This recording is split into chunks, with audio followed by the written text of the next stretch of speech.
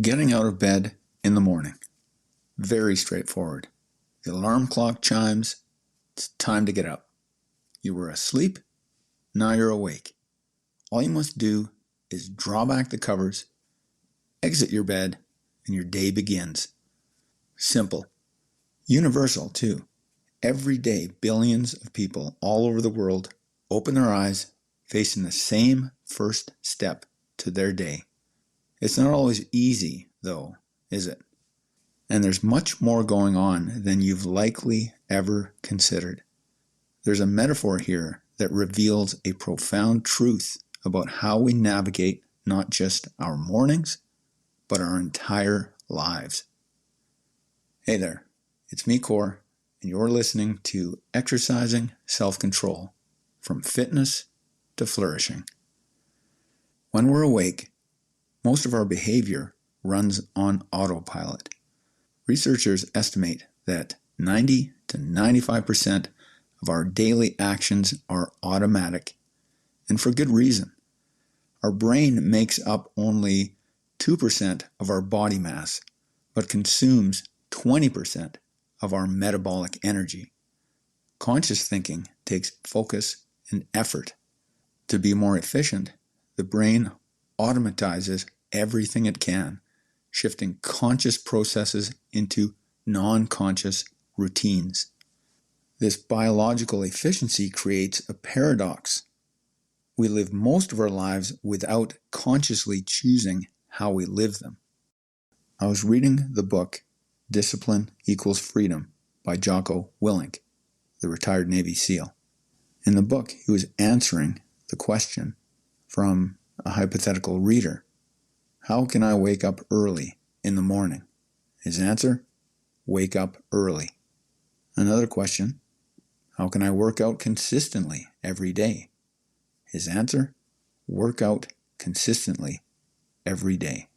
His answers are characteristically direct. The philosopher in me appreciated the truth in his words, but I noticed he skipped something essential. There's the moment of choosing. Because here's what Jocko Willink's advice assumes: that you're already conscious enough to make that choice.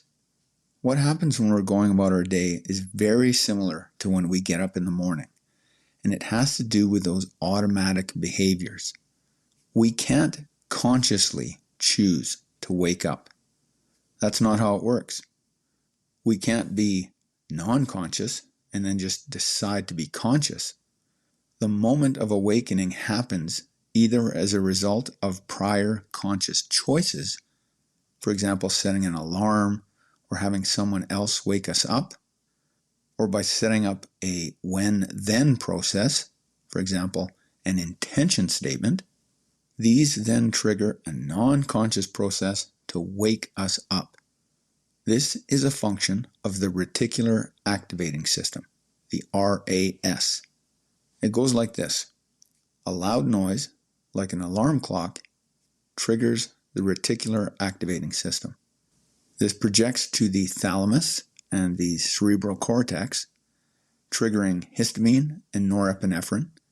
These are wakefulness neurotransmitters, leading to increased electrical activity in the cortex, which becomes aware of the loud noise of the alarm, and you wake up.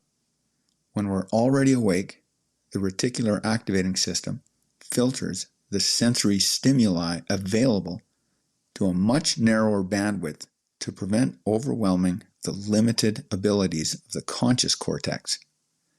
It directs our conscious attention to what we consider important, like our name in a conversation going on beside us, or a car approaching a little too quickly as we cross the street. Most of our behavior is automatic, and we have these moments where we become aware that we want to make a conscious choice, but we don't get to decide when we become aware. That's why the metaphor of being asleep and then being awake is so applicable. Driving is a good example.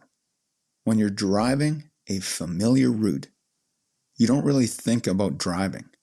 but you drive. That's the brain saying, in essence, this is familiar. No need to pay attention consciously. It'll be handled non-consciously. The important thing here is that virtuous self-control can only happen when you become conscious in the moment. You can set up those moments, but sometimes you don't have that choice. If you practice setting up the circumstances to transition from sleep to wakefulness, you can work on that same skill while you're awake, dealing with your non-conscious behaviors. That's key.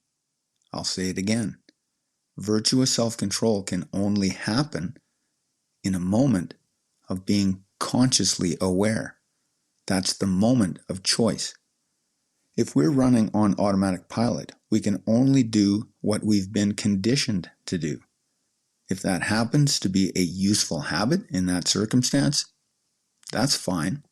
But if it's not something we want, like ordering junk food because we're stressed, that would be a bad habit. We need to be able to make a better choice. Here's something you can practice. Throughout your day, pause and ask, have I been on autopilot? Pay attention. Notice what you've been doing for the last 20 to 30 minutes. Compare your experience. What's different between this moment in which you're questioning yourself consciously and what you were doing before? Observe how automatic behaviors just happen, while conscious choices feel distinctly different. So we've looked at three fundamental truths.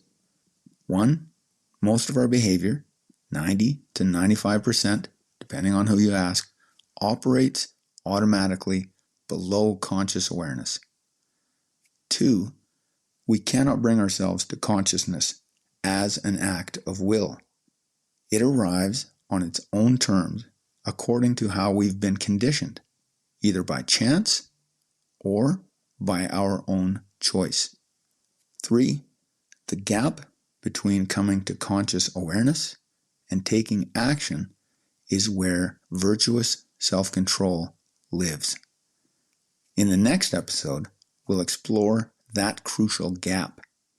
There's a distinct difference between the moment you wake, that is, moving from non-conscious to conscious, and the choice to actually get out of bed, that is, the conscious decision to exercise your self-control. We're going to look at how you can set up your environment and your circumstances to make it so that getting out of bed is the first excellent choice that you make in your day, every day. That's it for today. Catch you next time.